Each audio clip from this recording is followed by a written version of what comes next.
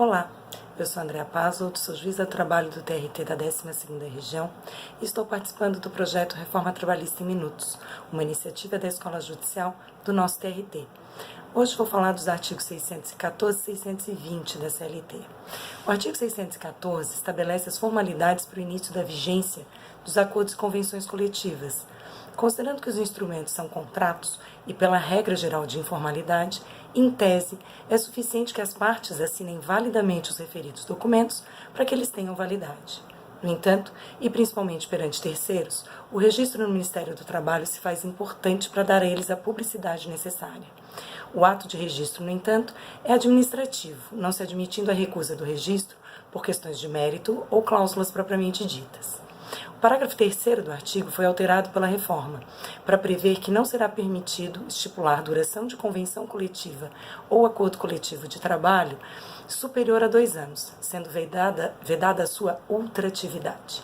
Há muito se discutia a questão da ultratividade. Existem 3 posições interpretativas, a partir dos estudos do ministro Godinho, que são da aderência irrestrita, da aderência limitada pelo prazo e da aderência limitada por revogação das cláusulas de convenções e acordos coletivos.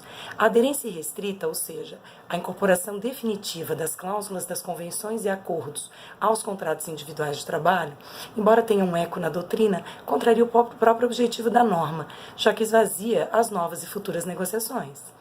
O próprio TST alterou seu posicionamento algumas vezes, e a súmula 277, que inicialmente vedava a ultratividade, adotando a aderência pelo prazo de vigência, em 2012 adotou a ultratividade, ao utilizar o critério de vigência das cláusulas do instrumento coletivo até posterior revogação, ou seja, caso não haja uma nova convenção, uma nova negociação, se prorroga indefinidamente o que tiver previsto nos acordos ou convenções coletivas de trabalho.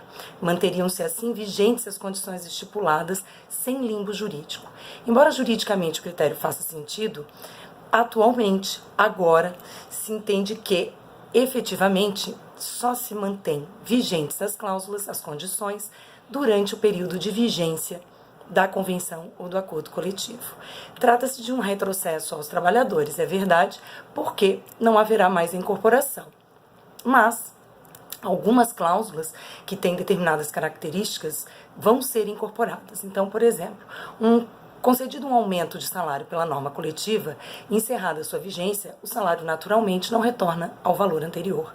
Assim também um quinquênio, concedido a quem completa o período na vigência do instrumento, também se incorpora ao contrato de trabalho.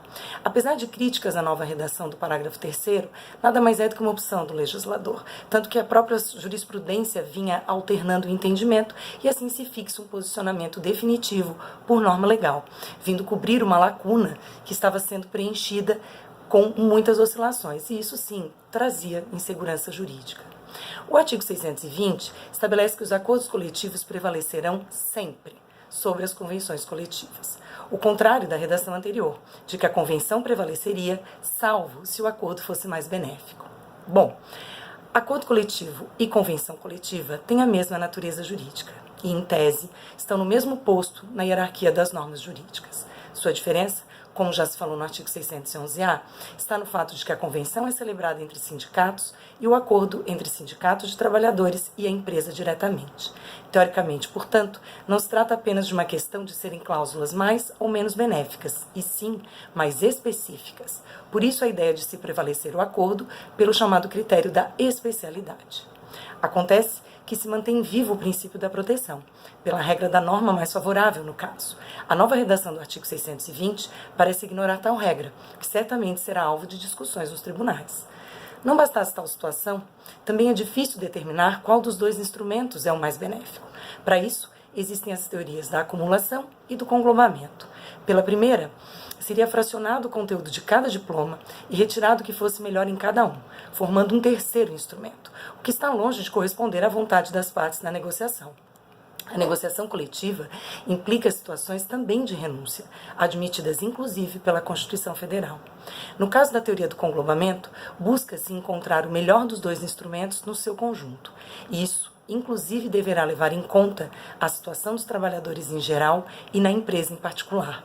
A jurisprudência adota, em geral, a teoria do conglomeramento, embora ninguém explique exatamente o critério objetivo para comparar os instrumentos. O ideal é que os sindicatos dos trabalhadores, ao negociar com a empresa, já busquem esses sindicatos condições adequadas, compatíveis e preferencialmente melhores no conjunto do que as obtidas na genérica convenção coletiva. Agora é torcer para que isso dê certo, apesar das restrições impostas aos sindicatos a partir da reforma. Por hoje era isso. Obrigada por me ouvirem e por me verem, e até a próxima.